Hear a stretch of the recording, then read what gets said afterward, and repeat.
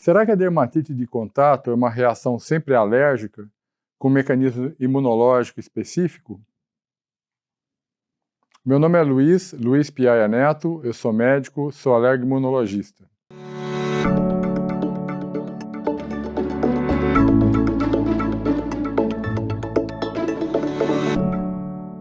Dermatite de contato é uma reação inflamatória cutânea caracterizada morfologicamente por lesões do tipo eczema.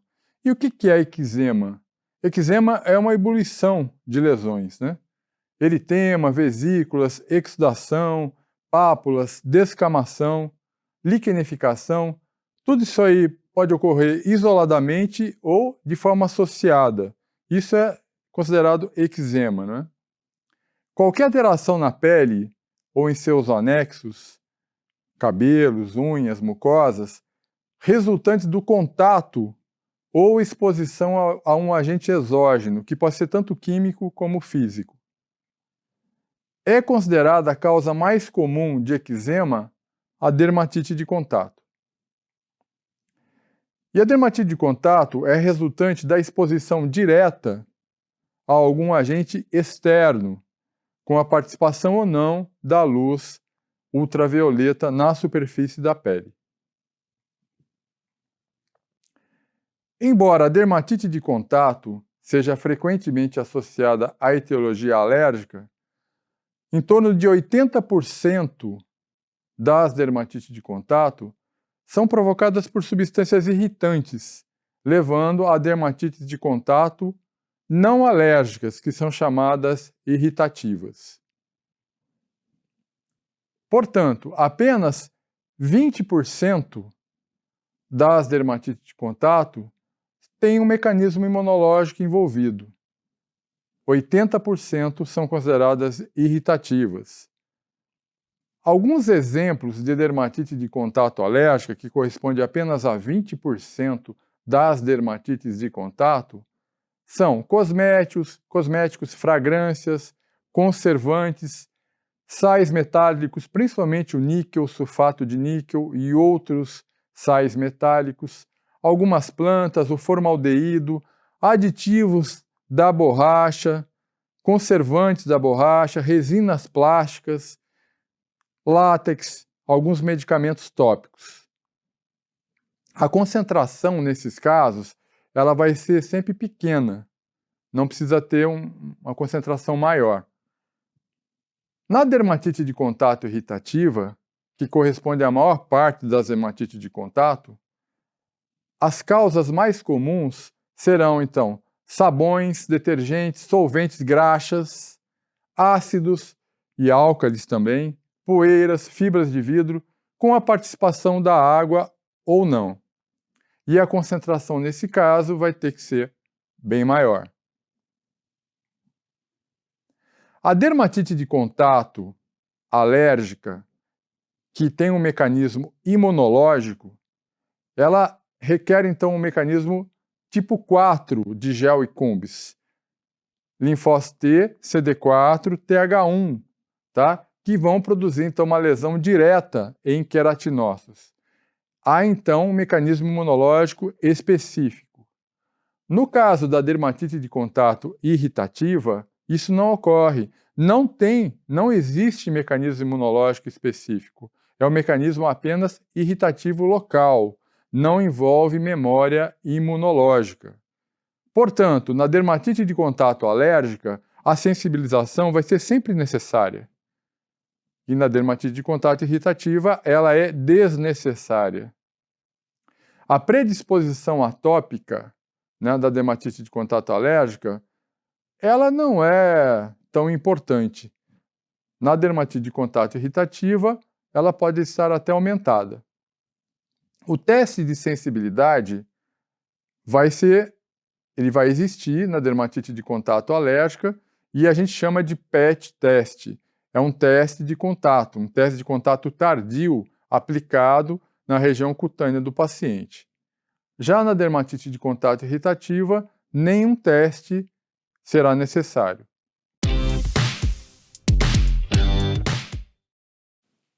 A fisiopatologia da dermatite de contato alérgica. Como é que ocorre, então, essa resposta imunológica? Células, então, que estão presentes no linfonodo, por um mecanismo genético, vai ser produzido, então, linfócitos CD4 TH1, tá? Essa fase de sensibilização ocorre em torno de 10 dias. Então, vejamos, nós temos um aptenoproteína que é levado por uma célula apresentadora, uma célula de Langerhans, vai levar então no linfonodo e vai apresentar aos linfócitos CD4 TH1, que vão ficar sensibilizados. Esses linfócitos CD4 TH1 vão produzir citocinas, interferon gama, TNF-beta, interleucina 2. Essas citocinas, então, vão produzir um processo inflamatório. Então vejam, tudo começa com uma sensibilização no linfonodo. E dentro desse linfonodo, então, serão produzidas células específicas, como eu falei, CD4, TH1, que vão então produzir interleucinas, e essas interleucinas vão ser liberadas na circulação, produzindo então um processo inflamatório. A fisiopatologia da dermatite de contato irritativa. Então nós temos a exposição crônica ao agente, ocorrerá então um dano na barreira lipídica da camada córnea. Com isso, vai haver uma perda da coesão dos queratinócitos, tudo a nível local. Ocorrerá então uma descamação, um aumento da síntese lipídica e um aumento então da produção de queratinócitos. Ocorrerá também uma produção de citocinas e uma reação inflamatória. Com isso, ocorrerá também um aumento do turnover, da rotatividade epidérmica, e com isso, então, ocorrerá um processo inflamatório, mas apenas localizado. A fisiopatologia da dermatite de contato irritativa, a clínica. Na dúvida, como nós não sabemos se é uma dermatite de contato irritativa, muitas vezes na clínica, ou se é uma dermatite de contato alérgica, pois elas são muito parecidas, como eu falei, em seu aspecto clínico, nós devemos fazer, então, na dúvida, um PET teste. E o PET teste negativo, incluindo todas as substâncias suspeitas. Aqui está, então, o PET teste. Dermatite de contato. Existem as dermatites de contato também, fotoalérgicas e fototóxicas. Elas são uma maneira um pouco diferente do comportamento da dermatite de contato, como vínhamos falando até agora. A dermatite de contato fotoalérgica ou fototóxica envolve a participação de luz. Então, vejamos. Há uma reação alérgica na dermatite de contato fotoalérgica vai ocorrer quando um químico presente na pele vai se modificar pela ação da luz ultravioleta. Tá? Então, um fotoalérgico em seu estado basal, né, absorve uma certa quantidade de radiação ultravioleta. Há a formação de uma molécula excitada. Então, essa molécula excitada retorna ao seu estado basal, há uma alteração nessa molécula e se forma, então, um fotoproduto. Né? Esse fotoproduto vai produzir, então, uma reação alérgica com a participação da luz. Né? Alguns exemplos de dermatites de contato fotoalérgicas. As sulfonamidas, alguns antifúngicos, diuréticos, o PABA, alguns filtros solares, colônias pós-barba, loções bronzeadoras e etc. Alguns exemplos, então, de dermatite de contato fotoalérgica. E as fototóxicas? Aí, no caso, elas vão corresponder, fazendo uma analogia, como se fosse a dermatite de contato irritativa. Elas vão absorver também uma quantidade de luz, vai haver uma alteração dessa substância, mas a sensibilização vai ser apenas local. Então, são respostas cutâneas localizadas, não imunológicas. Há, na verdade, a formação de radicais livres. Então, o aumento da concentração do agente fototóxico em estado basal, né, ele vai absorver uma certa quantidade de luz também, ela vai ficar a molécula em estado excitado, e processos, então, dependentes de O2, né, vão produzir, então, radicais livres que vão causar lesão na membrana celular, né? A lesão, então, citotóxica é semelhante a uma queimadura solar, né? Vai haver uma liberação de H2O2 que é instável, né? Então, aqui alguns exemplos de lesões dermatites fototóxicas, como, por exemplo, alguns furocomarínicos. O mais conhecido é o limão, né? Que no contato com a luz solar, então, vai produzir uma dermatite de contato fototóxica, né? Então, e como fazemos o diagnóstico de uma dermatite de contato? Quer seja, então, dermatite de contato alérgica, irritativa, fotoalérgica, fototóxica, envolvendo ou não a participação da luz solar. O mais importante, e sempre vai ser mais importante, uma história clínica bem conduzida. Isso é fundamental, sempre. Em cima de uma história clínica bem conduzida, devemos também fazer um exame físico apropriado. E, por fim, o PET teste, o teste de contato. Nunca ao contrário do que eu falei. Sempre a história clínica é fundamental, o exame físico, para ir determinar se haverá necessidade ou não de fazer um PET teste. Então, vemos aqui algumas localizações de dermatite de contato e seus possíveis causadores. Então, por exemplo, no couro cabeludo, né? O que pode causar, então, dermatite de contato no couro cabeludo? O mais comum são as tinturas de cabelo, né? São as tinturas de cabelo permanentes, shampoos, não é? Então, isso a gente acaba vendo muito no couro cabeludo. Na face, já os cosméticos, pálpebras, esmalte de unha, rímel, sombra, a gente leva muito a mão à face, né? Então, o esmalte de unha ele é um grande causador de dermatite de contato na face e não na mão. Nas orelhas, brincos, perfumes, alguns fármacos. Nos lábios, evidentemente batom, pasta de dente, algumas frutas. No pescoço, colares, perfumes, cosméticos, bronzeadores. No tronco, alguns metais derivados de sulfato de níquel, principalmente, elásticos, roupas íntimas. Nas axilas, desodorantes, alguns tecidos também, né, onde estão presentes corantes e alguns produtos químicos. Na genitália, fármacos, cosméticos, preservativos, principalmente com látex.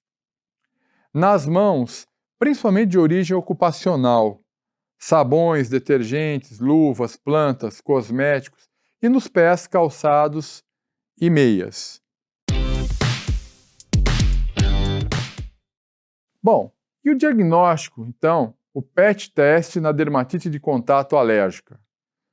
O teste de contato é, sem dúvida, o exame padrão ouro dos exames para auxiliar o diagnóstico da dermatite de contato.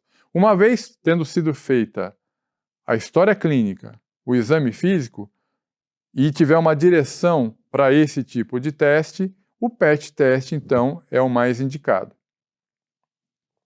Biópsia de pele na dermatite de contato. É um exame que não ajuda muito no diagnóstico, pois, em geral, ela não consegue distinguir nem as várias formas de eczemas, quanto mais saber se é uma dermatite de contato alérgica ou irritativa. Portanto, biópsia de pele não seria o exame mais indicado numa dermatite de contato, e sim o PET teste, o teste de contato. E este aqui, então, é um tipo de teste chamado teste de contato, né? Existem substâncias padronizadas, né, que são colocadas, então, geralmente na região dorsal do paciente. No Brasil, um grupo, a partir de meados de 1995, se reuniu, porque até então no Brasil não se fazia PET test. O diagnóstico era feito pelos dermatologistas, haveria um diagnóstico clínico. A partir de 1995, alguns cientistas se reuniram e resolveram, então, criar uma bateria padrão para o Brasil, né? Isso ocorreu, então, depois de mais ou menos alguns anos, e no ano 2000, isso foi publicado em revistas especializadas e criou-se, então, o padrão brasileiro, criado pelo, então, Grupo Brasileiro de Estudos em Dermatite de Contato, chamado, então, PET Test padrão standard, né, com 30 substâncias, né? Ao mesmo tempo, alguns cientistas também, no Rio de Janeiro, criaram uma bateria padrão adaptada para o Brasil, né? Enfim, mas o mais conhecido, que ficou mais, que as pessoas acabaram usando mais, foi do Grupo Brasileiro de Estudos de Dermatite de Contato, que criou, então, essas 30 substâncias chamada padrão standard, né? E em seguida também criou a de cosméticos, com mais 10 substâncias, né?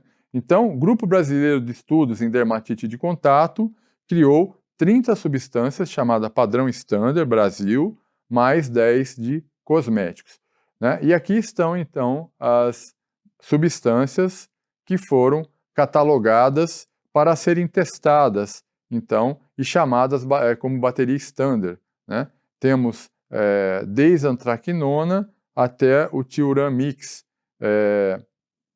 Essas seriam, então, as substâncias que são testadas, inclusive, até hoje, né? E aqui a bateria padrão cosméticos, em que você tem, então, 10 substâncias, e depois foi acrescentada mais essa 11ª aqui. Essas seriam, então, as substâncias que foram padronizadas, né? Infelizmente, esse grupo, o Grupo Brasileiro de Estudos de Dermatite de Contato, não se reúne há alguns anos, por volta de 10 anos. Mas ainda nós temos, como ainda um órgão regulador, precisamos ter um órgão regulador em tudo, para que cada um não faça coisas diferentes, né? Aí fica muito difícil saber o que seria um padrão. Como eu disse, infelizmente esse grupo não se reúne há 10 anos, mas ainda temos como referência essa bateria, né? Infelizmente isso tem dado margem a outros grupos, né, que não são órgãos reguladores ou algumas outras empresas a criarem suas próprias baterias, né? Então aí fica aquela confusão, qual é a bateria correta, né? Que bateria usar, né? Então, nós como professores devemos mostrar as baterias que existem hoje no Brasil, né? Mostrar que nenhuma delas é perfeita, existem várias baterias, mas o ideal seria que esse grupo voltasse a se reunir para que a gente tivesse um padrão, né? Continuasse a reforçar esse padrão, alergia, 30 substâncias, alergia plus 10 ou mais substâncias, enfim, mas que cada laboratório não oferecesse a sua própria bateria, né? Então, isso considero importante. Então, temos aí uma outra bateria da Alergolatina, chamada bateria padrão alergia, alergia plus e cosméticos. Então, a padrão alergia tem 30 substâncias, alergia plus mais 10 e mais cosméticos mais 10. Então, veja, essa bateria tem 50 substâncias, né? É uma bateria boa também. Esta aqui seria, então, a bateria da Alergolatina. Então, essa seria alergia plus, né? E aqui a bateria com mais 10 frascos de cosméticos, né? E mais depois mais 10 aqui. Então são 50 substâncias, né? Aqui nós temos a bateria padrão Standard e a bateria padrão Cosméticos comparada da bateria latino-americana. É uma outra bateria também que existe no mercado. Então, mais uma bateria. Essa aqui, então, essa aqui da IPI, essa aqui corresponde à mesma bateria da bateria do Grupo Brasileiro de Estudos de Hematite de Contato, tá? E aqui é a bateria de cosméticos. Aqui a bateria latino-americana. Ok, são 40 substâncias. Qual bateria usar como triagem? A bateria Standard, junto com cosméticos, que foi criado pelo Grupo Brasileiro de Estudos em Dermatite de Contato, essa bateria é produzida por vários laboratórios, como IPI, FDA, ALC e outros. Essa bateria ainda é a bateria oficial criada como uma bateria reguladora do Grupo Brasileiro, quer dizer, um grupo de cientistas que se reuniu e criou o padrão brasileiro. Apesar desses cientistas não estarem se reunindo há mais de 10 anos, ainda é a bateria padrão brasileiro, né? Existem outras baterias que estão sendo lançadas, como a bateria latino-americana, que tem 40 substâncias. Fora essa, tem também a bateria da alergolatina padrão alergia, com alergia plus e com alergia a cosméticos. Então, são muitas baterias que existem no mercado. Aqui é a bateria padrão alergia, alergolatina, a bateria padrão alergia plus e alergia plus cosméticos. Qual bateria usar, né? Qual é a mais importante? Qual é boa? Todas são boas, né? São baterias com substâncias que estão presentes no nosso meio e que podem causar dermatite de contato alérgica. O mais importante, nós temos que colocar o universo que está hoje presente com relação a baterias para se fazer teste de contato. O que seria melhor é que o órgão regulador, aquele Grupo Brasileiro de Estudos de Hematite de Contato, voltasse a se reunir e atualizasse esse padrão. Porque, pelo motivo dele estar há algum tempo não se reunindo mais, né, outros laboratórios se veem na responsabilidade de lançar baterias mais novas, com substâncias mais novas, diferentes, que estão sendo observadas como causadoras de hematite de contato. Então, não existe uma bateria melhor que a outra, existem várias baterias. E o médico, principalmente o médico já menos experiente, vai ficar um pouco inseguro em saber qual é a bateria mais correta. O mais correto, eu volto a dizer, seria ter um órgão regulador que aperfeiçoasse essa bateria novamente, se reunisse e colocasse essa bateria como uma referência, a bateria do Grupo Brasileiro de Estudos de Hematite de Contato. Enquanto isso, qualquer uma dessas baterias, se você escolher, não vai estar errando nem acertando completamente. Vai estar testando aquilo que se tem no mercado para testar. E qual bateria pediátrica usar? Como falamos, se temos problemas já para a bateria de adultos, imagina para a bateria infantil. Então, nós temos baterias pediátricas de vários laboratórios, né? Todos laboratórios de excelência. Bateria pediátrica da IPI ASAC, bateria pediátrica da LC, são laboratórios, né, que produzem esses alérgenos. Bateria pediátrica da FDA Imunotec, bateria pediátrica da Endoderme, bateria pediátrica da Prodermato, bateria pediátrica da Alergolatina. E qual bateria dessas usar? Cada uma dessas, algumas são iguais, outras são diferentes. Então, se você usa uma bateria, você vai falar assim, mas e por que eu não usei a outra? Qual que é a bateria ideal? Não existe, então, uma bateria ideal, né? O ideal seria, então, que existisse apenas um padrão, né? E você vai sempre sentir que você deixou de testar alguma coisa, né? Esse é o grande problema. Então, aqui alguns exemplos de bateria. Bateria pediátrica da LC, da IPI ASAC, da Imunotec. Muitas delas são diferentes, não têm os mesmos, têm componentes diferentes. né? Qual seria a melhor? Não tem nenhuma melhor, né? São várias baterias, você tem que escolher uma, né? Aqui, por exemplo, mostrando que além de bateria padrão, e mesmo bateria padrão, existem outras baterias concorrentes de outros laboratórios, né, para adultos, tem bateria pediátrica e também tem baterias para se testar outros problemas específicos. Por exemplo, existe bateria série unhas, bateria para problemas capilares, para corticoides, para anti-inflamatórios, né, dental, enfim. E existem muitas baterias, né? É por isso que a história ela é fundamental, né? Se você não tem uma boa história, ou se você começa pelo exame antes de fazer uma boa história, você vai estar sujeito a errar bastante.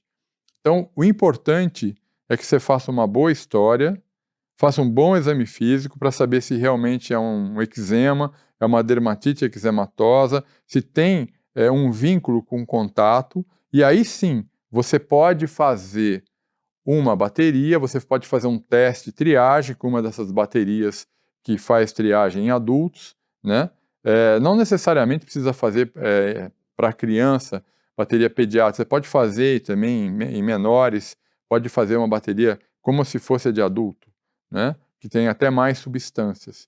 E fazendo essa bateria, pode ser do padrão do grupo brasileiro, ou pode ser a bateria latino-americana, ou a bateria da Alergolatina, enfim, uma bateria de triagem. Não comece por essas baterias. Primeiro faça uma bateria de triagem. E se você ainda tiver dúvidas com relação a alguma substância específica, aí sim, e a história sugere isso, você além dessa bateria de triagem, aí você pode ir para uma bateria específica. Só se a história, por exemplo, fala que algum problema no couro cabeludo, você faz uma bateria de triagem, essas que eu já falei, e ainda sugere alguma coisa ou falta alguma coisa, você acha que falta alguma coisa para fazer, aí você faz uma bateria só de série capilar, são substâncias só relacionadas algumas substâncias que vão mais no couro cabeludo, né? A mesma coisa com unhas, a mesma coisa com corticoides e etc, né?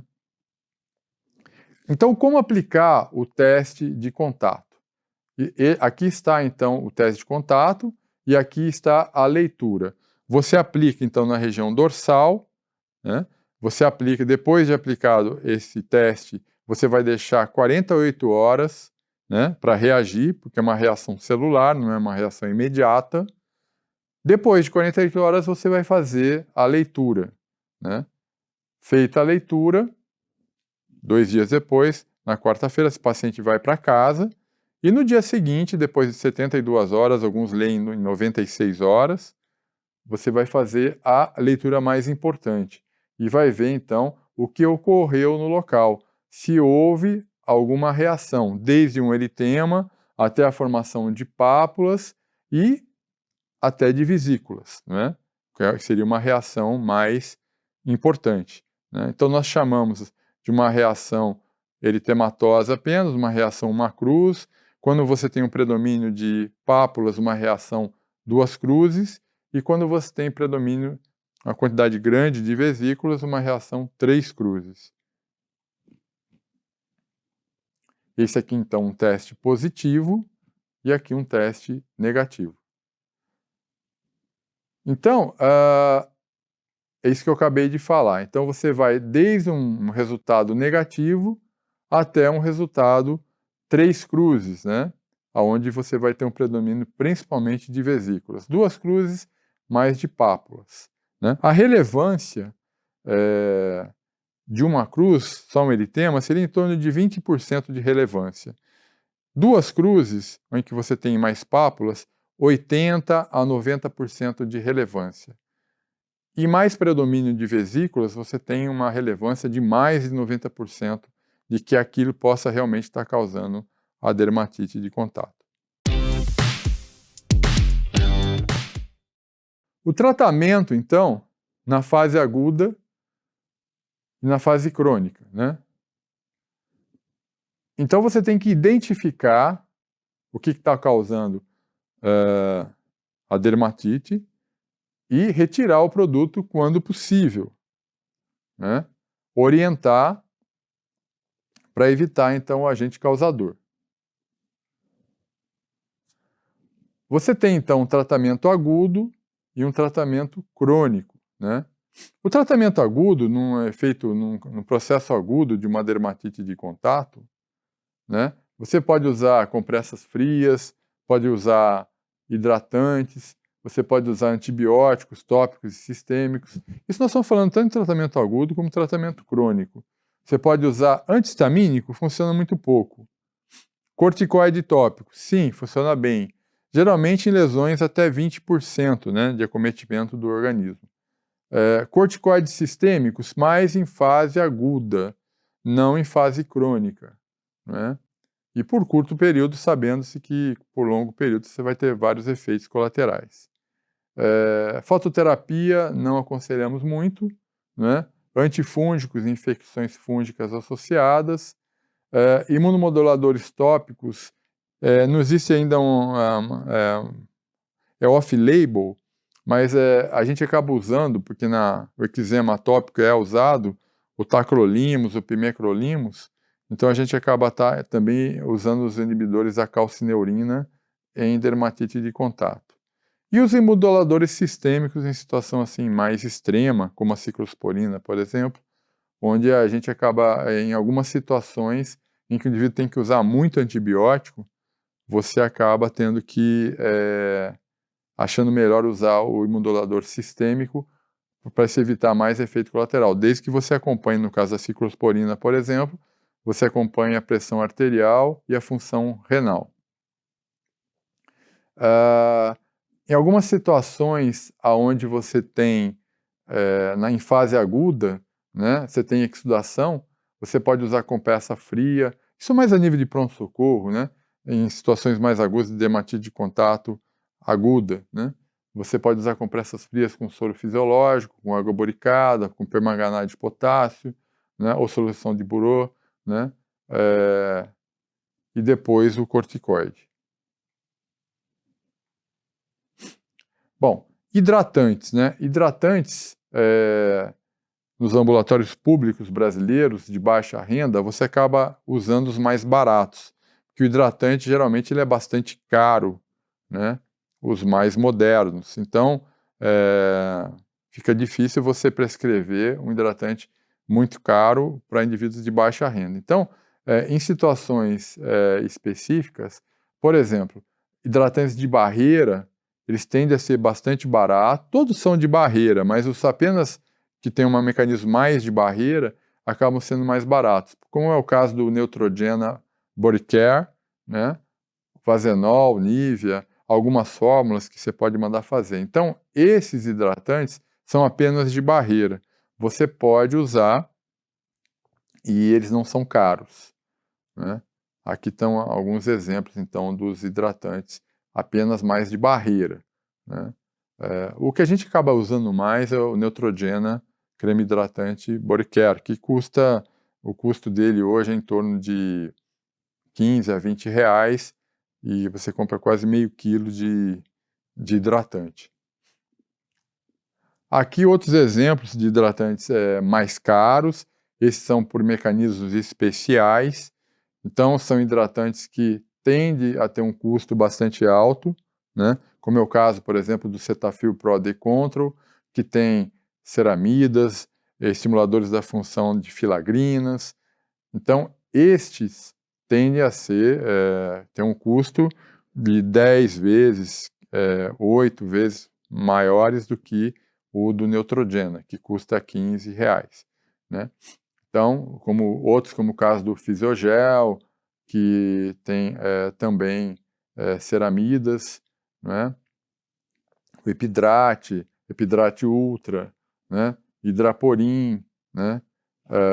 O CeraVe, né? O CeraVe é um pouco mais barato, né? Mas também mais caro do que o Neutrogena, né? Então, todos eles têm mecanismos especiais. Todos eles são de barreira também, só que, além de produzirem uma camada, né, de impermeabilização na pele, né, produzirem um aumento, uma pele especial, quer dizer, como se fosse uma proteção, né, para a perda de água, né, eles têm, além disso, então, outras substâncias agregadas, né, como é o caso do Fisiogel, do Epidrate Ultra, do Hidraporin, que eles têm, então, ceramidas, né, é um cimento intercelular, então alguma coisa para se evitar mais ainda a perda de água, né. Alguns, no caso do Cetaphil Pro AD Control, né, ele tem também estimuladores, né, de filagrinas, que são proteínas, então, que também aumentam a impermeabilização cutânea, né, evitando a perda de água. E várias outras substâncias que acabam sendo incorporadas a esses hidratantes, né. Existem vários no mercado brasileiro e todos eles têm um custo normalmente bem mais alto, né. E os corticoides, né? Os corticoides tópicos, né? Eles podem ser usados, todos esses produtos que nós estamos falando, eles podem ser usados tanto na dermatite de contato irritativa como na dermatite de contato alérgica, né? Esse não é o problema. A dermatite de contato irritativa ou alérgica, as duas são dermatites de contato, né? Só que uma tem mecanismo imunológico e a outra não. A outra você tem sensibilização. No caso da dermatite de contato alérgico, qualquer local que essa substância tocar o seu corpo, ela vai produzir uma irritação. Já no caso da irritativa, é mais no local onde está ocorrendo o processo. Não tem uma sensibilização a nível global no seu organismo. O sistema imunológico não foi acionado, né? Então, no caso aqui dos corticoides tópicos, né? A gente já falou que normalmente você vai usar até 20% de acometimento da pele, né? Mais que 20%, a gente acaba usando um corticoide sistêmico em fase aguda, né? E pode ser usado tanto em reação tipo 4, ou seja, uma dermatite de contato alérgica, como também uma reação numa dermatite de contato irritativa, né? E como é que você vai escolher o corticoide, né? Normalmente pelo tamanho da lesão, isso que eu falei, né? Quer dizer, até 20, não passar muito mais de 20%, você vai acabar usando o corticoide tópico. Você também deve saber qual que é a localização da dermatite. Os corticoides tópicos, eles são divididos em várias potências. Tem os superpotentes, os potentes, os de média potência e os de baixa potência. Então, de acordo com a localização da dermatite, você vai escolher um corticoide adequado. Evidentemente, não vai usar um de altíssima potência em face, em genitália. Então, esses corticoides acabam causando mais dano do que reparação. Então, normalmente você vai usar em regiões mais nobres um corticoide de baixa ou média potência e os corticoides de mais alta potência em regiões que têm uma pele mais espessa, né, como pés, etc. Então, a localização da dermatite é importante para você escolher o corticoide tópico. E a fase de evolução, se é uma dermatite aguda ou crônica. Quando é crônica, você normalmente vai usar um corticoide de mais alta potência, mas vai também depender muito de qual é o local da lesão, né? Nunca usar corticoide de altíssima potência em regiões nobres. Então, geralmente, áreas pequenas e localizadas do corpo, você vai usar um corticoide tópico, em torno de 20%, como eu já falei, né? Lesões maiores que 20% da superfície corporal, vai se tender a usar um corticoide sistêmico, né? Desde que essas lesões sejam lesões agudas, né? Lesões agudas. Lesões crônicas, você usar um corticoide sistêmico, não, a gente não indica, não. Também, o importante é que, se você hidratar a pele do indivíduo, você vai aumentar a absorção desse corticoide em até 5 vezes. Então, orientamos sempre que, quando você for passar um corticoide, que antes passe um creme hidratante, porque a hidratação vai aumentar essa absorção do corticoide, né, em até 5 vezes. E se você ocluir com filme ou alguma coisa do tipo, você vai aumentar em até 10 vezes a absorção do corticoide. A escolha, então, da potência, a escolha do veículo, né, o número de aplicações ao dia, o tempo de uso. Tudo isso aí você tem que levar em consideração. A escolha da potência eu já falei, então, áreas mais nobres, uma potência não tão alta, regiões mais espessas, com mais pele, pode ser uma potência mais alta, né? Se a lesão é mais crônica e a região não é tão nobre, você pode usar uma potência mais alta também. Sempre se evitar, então, usar um corticoide de alta ou altíssima potência em regiões nobres, como face, eu já falei, e genitália. A escolha do veículo. Loção, creme ou pomada. A pomada, como tem um veículo gorduroso, tende a ser mais oclusiva, então melhora a absorção do corticoide. O creme é mais cosmético, então, devido a ser mais cosmética, é de melhor aplicação, né? Mas a pomada, com certeza, ela aumenta a absorção desse corticoide por ser um veículo gorduroso. E a loção, ela espalha mais, é o que menos ajuda a absorção, porque ela tende a ser usada em áreas mais pilosas, áreas mais que você quer espalhar mais o corticoide, né? Número de aplicações ao dia. Você pode usar em torno de 1 a 2 vezes por dia. Em média, a maior parte dos corticoides você usa 2 vezes por dia. Alguns uma vez, mas em média 2 vezes por dia. Não é o fato de você estar usando alguma substância tópica que você também pode usar indiscriminadamente, né? O tempo de uso deve ser observado. Não se usar de uma forma crônica o corticoide, porque ele pode levar também a efeitos colaterais, como telangiectasias, né? Alterações tróficas na pele, né? Alterações de coloração na pele, enfim. O uso do corticoide de forma crônica e abusiva pode trazer também efeitos colaterais. Então aqui nós vemos o grupo dos corticoides superpotentes, né? Os supercorticoides, né? Esse grupo é o mais potente que tem. E ele é representado basicamente pelo propionato de clobetasol, que tem tanto em creme como pomada, e aqui vários nomes comerciais, né? Também temos o propionato de alobetazol, né? Que tem apenas um. Ele é um pouco mais barato, a gente acha na prática que o clobetasol acaba sendo um pouco mais potente que o alobetazol, mas ele está nessa categoria também, né? Então, o propionato de clobetasol, com esses vários nomes comerciais e apresentações, ele é o mais potente que nós temos no mercado. Não tem mais potente do que ele.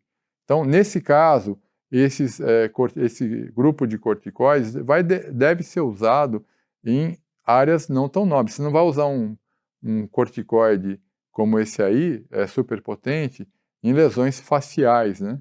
Então, isso pode levar à iatrogenia. Aqui alguns exemplos de corticoides tópicos e seus nomes comerciais. O grupo 1 dos superpotentes. Depois nós temos, então, o grupo 2 e 3, né, que são o grupo dos potentes. Eles são um pouco menos potentes do que os corticoides anteriores, né, dos superpotentes. Esses são os potentes, né. Normalmente, nós vamos ter na forma de creme, né, ele vai ser chamado o grupo 2 dos potentes. E na forma, na forma de pomada é grupo 2, né, dos potentes. Na forma de creme é grupo 3, mas ambos são potentes.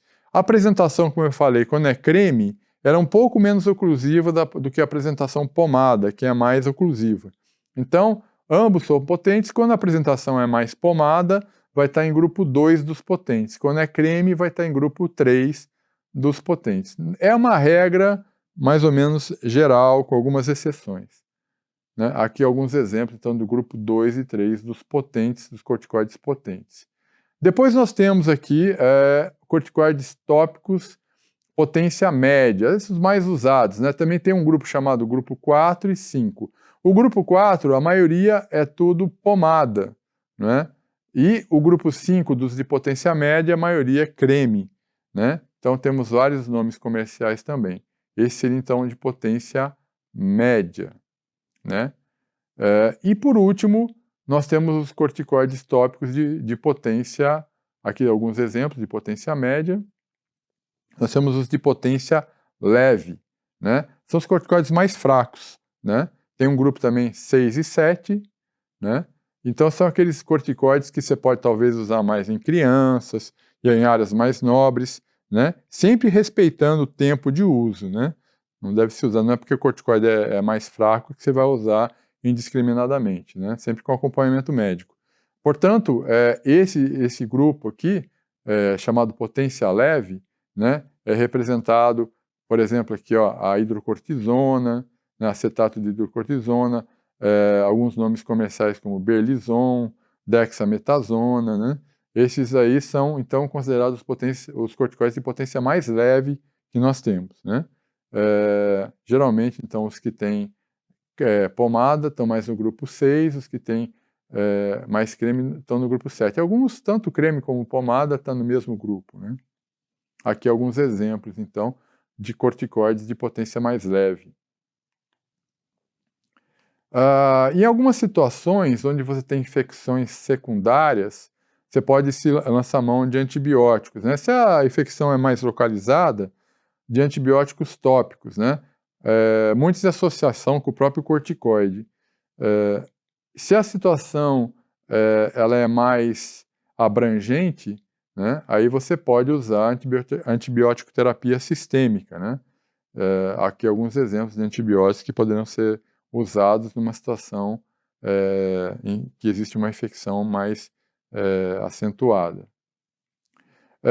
Os imunomoduladores tópicos, eles estão aprovados pela FDA americana, pela Food and Drug Administration americana, para dermatite atópica, né? Mas alguns estudos mostram que eles podem ser eficazes também na dermatite de contato. E nós acabamos usando, né? Principalmente em face, né? Então nós temos dois exemplos de imunomoduladores tópicos, que é o pimecrolimus e o tacrolimus, né? No Brasil, os nomes comerciais do pimecrolimus é o Elidel e do tacrolimus é o Protopic, né?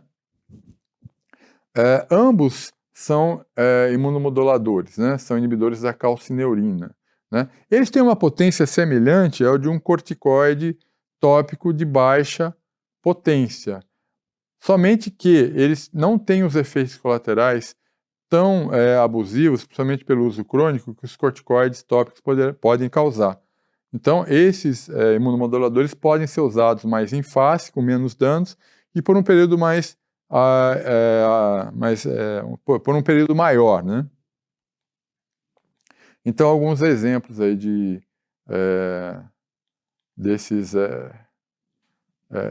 imunomoduladores, né? O Elidel, por exemplo, ele pode ser usado em crianças já a partir de 3 meses, né? E o Protopic, o Tarfic, o Tacrolimus a partir de 2 anos. Aqui o preço, né, dos corticoides sistêmicos, né? Então, naquela situação onde você tem um acometimento na pele de eczema de contato acima de 20%, né?